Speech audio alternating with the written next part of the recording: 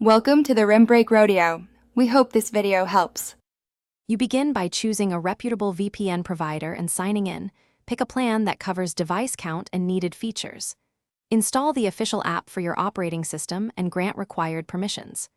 Once done, sign in with your credentials and set up two-factor authentication if offered. Make sure to save recovery codes. If you use a router, download firmware or the router-specific guide now. This gets you into the app and ready for secure configuration. You now configure the connection. Choose WireGuard for fast throughput or OpenVPN/IKEV2 when compatibility matters.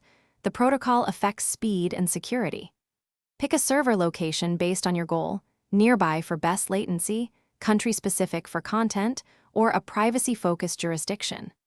Enable the kill switch and DNS leak protection to prevent accidental exposure. Make sure to toggle auto-reconnect so sessions resume after interruptions. Test with an IP check and simple browsing to confirm traffic routes through the VPN. You finish by running verification checks. Test your public IP, run a DNS leak test, and measure speed to ensure acceptable performance. Configure split tunneling if you need selective routing, but keep full device protection when privacy is critical. Once satisfied, set the app to start on boot and schedule periodic checks.